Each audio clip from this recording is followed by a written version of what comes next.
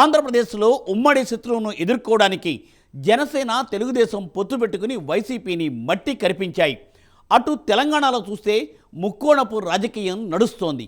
తెలంగాణలో కాంగ్రెస్ను ఢీకొనాలి అంటే బీఆర్ఎస్ చొరవ తీసుకుని బీజేపీతో జట్టు కట్టాలని, ఆ రెండు పార్టీలు ఏకమైతేనే కాంగ్రెస్కు ధీటుగా ఎదుర్కోగలవన్న అభిప్రాయం వ్యక్తమవుతోంది. అటు వైసీపీ ఇటు బీఆర్ఎస్ దగ్గరయ్యే పరిస్థితులు లేవు. ఏపీలో జగన్కు కమల్నాథులు మద్దతు ఇవ్వడం అసాధ్యమే. ఆ క్రమంలో తెలంగాణలో బీఆర్ఎస్ వెళ్ళి బీజేపీకి దాసోహం అంటుందా అన్న చర్చ జరుగుతోంది. ఇప్పుడు డీటెయిల్స్ ఈ స్టోరీలో.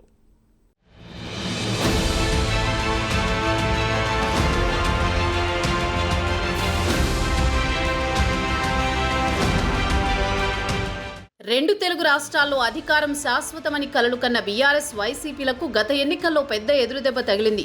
ఓటమి తర్వాత ఆ రెండు పార్టీల పరిస్థితి అగమ్యగోచరంగా తయారవుతోంది. ఇలాంటి పరిస్థితుల్లో ప్రత్యర్థి పార్టీలను ఢీకొనడం బీఆర్ఎస్ వైసీపీలకు పెద్ద సవాల్గా మారుతోంది. మాజీ ముఖ్యమంత్రులు కేసీఆర్, జగన్లు అధికారంలో ఉన్నప్పటి నుంచి మోదీ సర్కారుకు సహకరిస్తూనే వచ్చారు. ఆ క్రమంలో వారు ఇప్పటికీ బీజేపీతో వైరం పెట్టుకునే పరిస్థితి లేదు.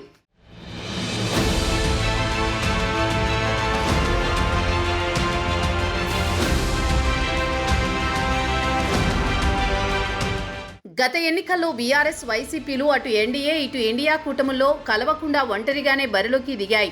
ఆ రెండు పార్టీలను కాంగ్రెస్ కూడా దగ్గరకు రానిచ్చే పరిస్థితి లేదంటున్నారు. అలాగని కేసీఆర్, జగన్లు కాంగ్రెస్ ముందు మోకరిల్లడం అసాధ్యమే. ఈ నెల 22వ తేదీన చెన్నైలో జరిగే అఖిలపక్ష సమావేశానికి కూడా ఈ నేతలు హాజరయ్యే అవకాశాలు లేవనే చెప్పాలి.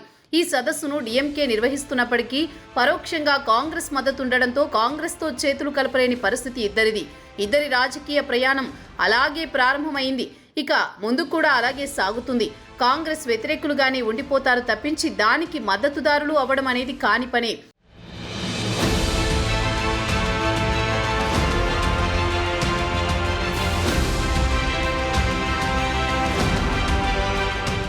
తెలంగాణ రాష్ట్రాన్ని ఇచ్చింది కాంగ్రెస్ కావచ్చు, కానీ ప్రధాన ప్రత్యర్థిగా రాష్ట్రంలో కేసీఆర్ కాంగ్రెస్నే భావిస్తారు. తెలంగాణ ఇస్తే తన పార్టీ కాంగ్రెస్లో విలీనం చేస్తానన్న గులాబీ బాస్ తర్వాత సమయానుకూలంగా మాట మార్చి రాష్ట్రంలో కాంగ్రెస్ను భూస్థాపితం చేయాలని చూశారు.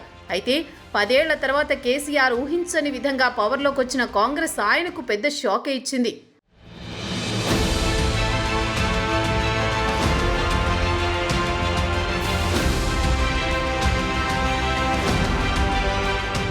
ఇప్పుడున్న పరిస్థితుల్లో బీఆర్ఎస్ కాంగ్రెస్తో దోస్తీ కడితే గులాబీ పార్టీ మనుగడే ప్రశ్నార్థకంగా మారుతుంది. అలాగే బీజేపీకి కూడా నేరుగా మద్దతు ఇవ్వరు. అయితే బీజేపీతో కాంగ్రెస్ కంటే తక్కువ దూరం పాటించాల్సిన అవసరం కేసీఆర్కు ఉంది. ఎందుకంటే కొంత బీజేపీ కేంద్రంలో అధికారంలో ఉండడంతో ఇబ్బందులు ఉంటాయని భావించి దానిపై దూకుడుగా ఉండకపోయినా కాంగ్రెస్ కంటే తక్కువ దూరాన్నే పాటిస్తున్నారు. కుటుంబ పరంగా అధికారంలో ఉన్నప్పుడు వచ్చిన ఆరోపణలపై విచారణలు, కేసులతో కేసీఆర్ ప్రస్తుతం బీజేపీని శత్రువులా చూసే అవకాశం లేదంటున్నారు.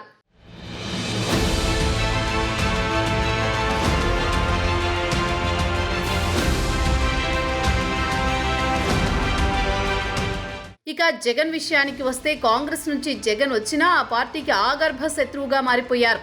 కాంగ్రెస్ ఓటు బ్యాంకునంతా తన వైపు తెచ్చుకోగలిగారు. తనను 16 నెలల పాటు జైల్లో ఉంచడంతో పాటు రాష్ట్ర విభజనకు కారణమైన కాంగ్రెస్తో కూడిన కూటమితో జట్టు కట్టడానికి ఇష్టపడరు.